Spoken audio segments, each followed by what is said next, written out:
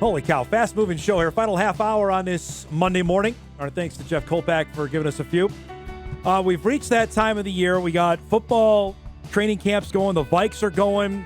The Twins have already checked out on. But that doesn't mean that's all for baseball because the Fargo Little Leaguers are on their way to Indianapolis later this week. It's become tradition that we have the coach in studio. So, Hans Anderson, you got a lot to live up to because there's been some guys that come in here.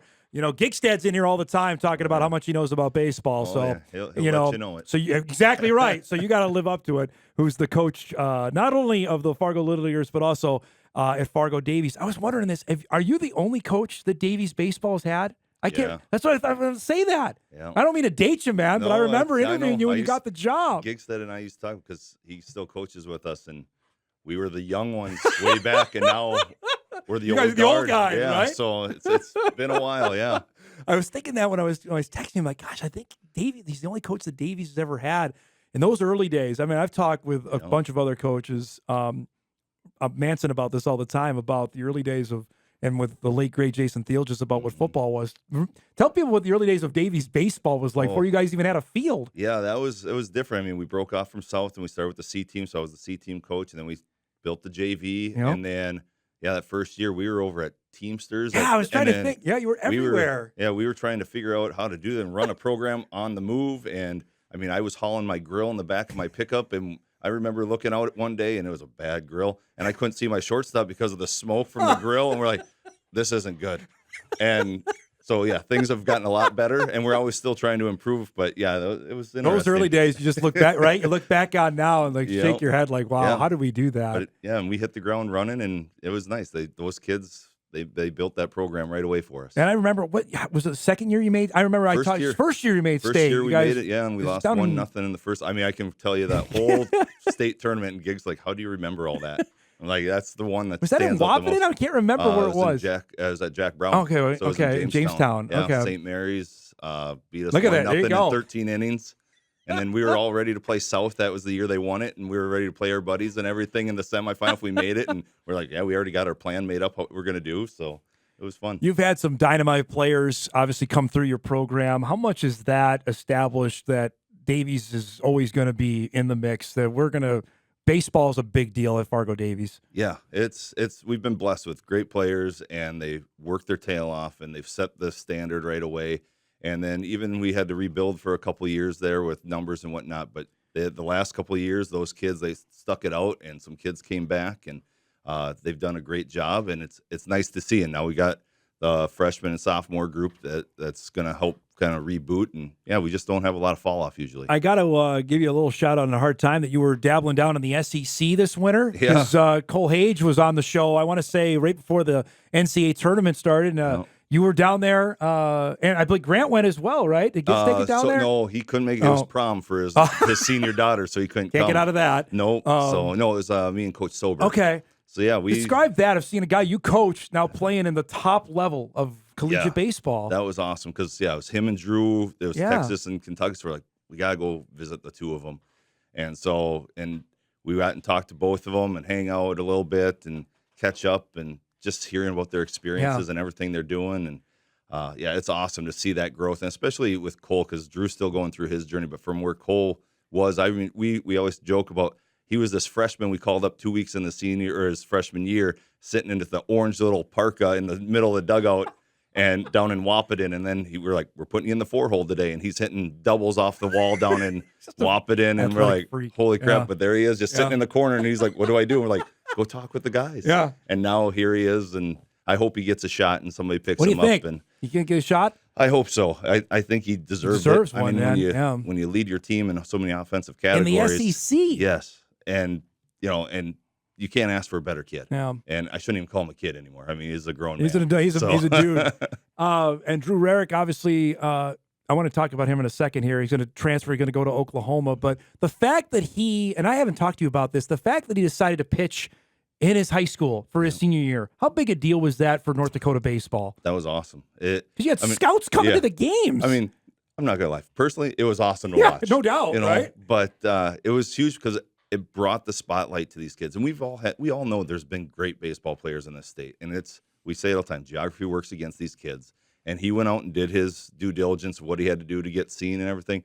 But then to see these kids or these scouts come to watch him, and then now they're picking out other kids that are in the state. Right. But the notoriety he got, and then just to see, like, you show up to a game, we were at Cheyenne, and he's going to throw 3-4 innings, pitch count, whatever, and there's 20 scouts just watch him do his bullpen work, and then they're like, okay. And they're calling me and like, is that what I'm like, yeah, he has his routine and whatever. And, oh, okay, that's pretty good. Yeah. I'm like, yep. And so it was fun. It was awesome.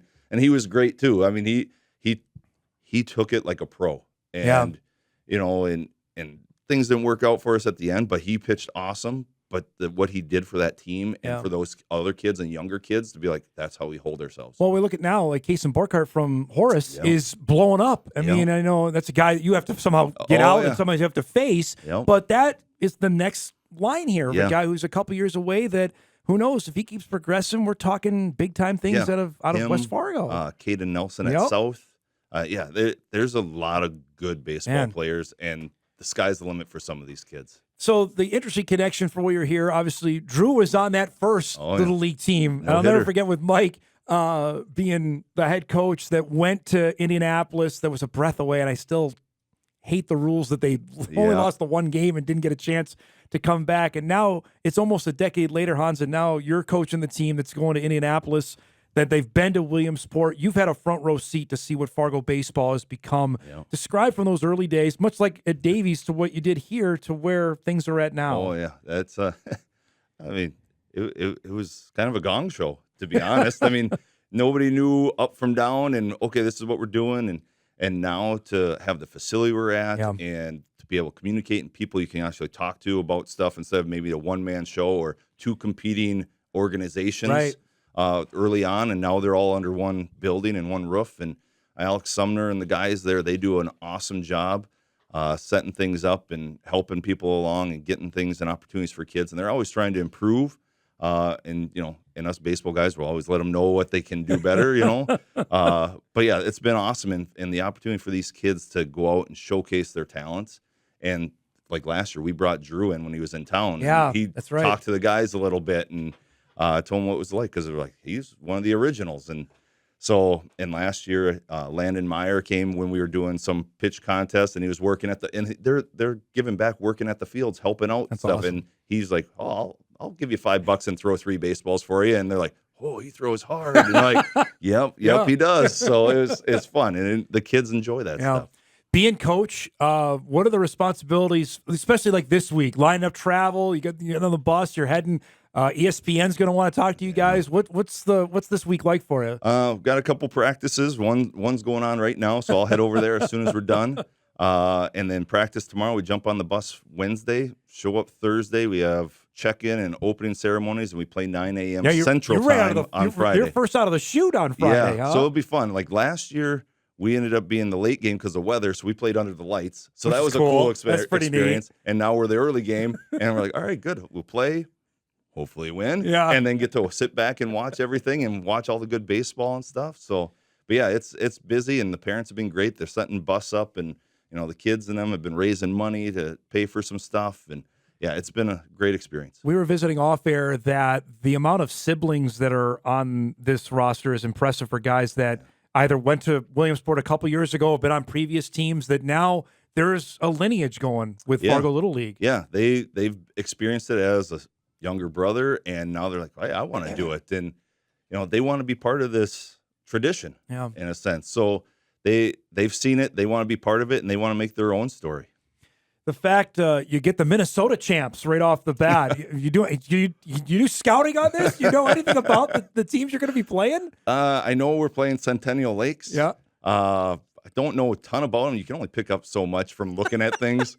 I know a couple people on our team have kind of watched a little bit because they're like, oh, let's kind of see who we're playing. But I mean, you don't know really until you show up and you see it. They're like, oh, you hear this guy, he throws hard, or oh, they do this. Until you see it, you don't know. But we're just going to go and play our brand of baseball and pitch, play defense, and situational hitting. Some of the towns, Hans, are, the team from Sioux Falls is going to be there. Kearney, Nebraska has always been good. Webb City, Missouri, I know has been there before. You mentioned it's Circle Pines, Minnesota, that's sent in one. Pittsburgh, Kansas has always gone. So these are familiar teams. Yes. The players are obviously different, but the teams, much like Fargo, are the same. Yeah. They've built their own tradition. Yeah. They know the way to get through and navigate their state titles and districts and everything. So yeah, I mean, you get there, granted, it's new people, but it's like, oh, you guys are back again. Yeah. And, hey, good to see you again. So what are you guaranteed? You're guaranteed 2 games? 2 games. Okay. Yep, I know that from last year.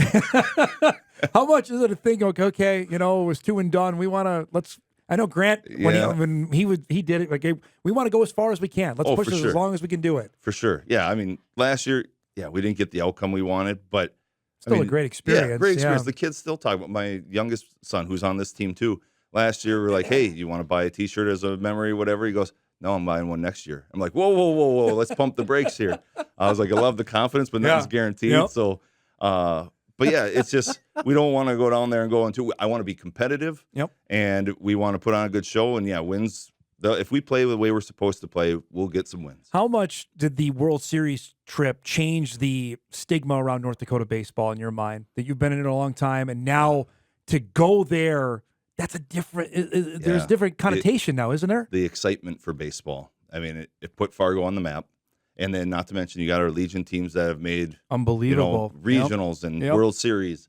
But yeah, I mean, more and more kids are playing baseball, and you can attribute to that, even though it's 2 years ago. But the younger numbers are bigger, and so that's what's fun to see is we show up to these travel trials for 13, 14-year-olds, and we got 60, 70, 80 kids trying out. It's like, oh, this is awesome. So for people that don't know, what's the age limit now? Because Little League set this a few years ago. So 12. So it's hard at 12. 12, now. yeah. Okay. So basically, we say September 1st of this year, you can't be 13 because you don't want to show up and all of a sudden be like, oh, it's 1 game left and you can't play or whatever. Yeah. So and everybody gets a chance to get in the game, correct? That's the rules of Little League. Everybody gets to hit. Okay. They don't have to do the whole. You have to be in the field situation. But yeah, depending upon who's pitching for us, everybody will end up getting in the field. I'd be better in the field than hitting you. I'd be killing you. I'd be killing your line. I'd be all right. Well, some would argue I might be great in the field on that. Attention on this. I talked with Alex and Grant about this in the past. When that team made it, I said it's going to be a big deal for people that never paid attention because everybody flips on this time of year because it's on ESPN. You can't avoid it. That people have no attachment to the World Series or Fargo Little League. Like, wow, that's pretty neat. Have you felt that now that there's some responsibility on this of taking this team in a couple days? It'd be nice to get there, but yeah, just to you're representing our state now. Like we told the kids, like we're not just Fargo anymore. Yeah. We're North Dakota, and so we're representing the whole state, and we're going to do our best to do it justice. But yeah, I mean, I'm the same way. I flip on the TV and I'm watching the Little League softball World Series stuff. Like it's fun to watch, and I mean, I sit there and we all joke. We're like, okay, you want to watch, and who's going to be the giant on the TV? Like last year we were playing there was a team, Kansas, like they couldn't fit him on the screen the way they had their camera set up. So half his head was cut off. And we're like, holy crap, he's a big kid. So, I mean, that's kind of the fun of it too. But, just seeing kids, their passion for the game, and they're giving it all. You're going to get mic'd up? Is that part of it too? Do you get mic'd up on this? I think you have to get to the semifinals. Oh, okay. So you got to win a couple games. Yes. All right, well, there you go. So I don't know if you want me mic'd up during a game. So we'll maybe put that on Coach Grandy or Coach Mortensen or something. Grandy's been through it. He already knows the deal. Third time's a charm. It's great to see you, bud. Thanks for coming by. Safe travels and good luck later this week. Appreciate all right? it. Thank you. Hans Anderson, head coach of the Fargo Little Leaguers and the Fargo Davies head baseball coach, joining us here in studio.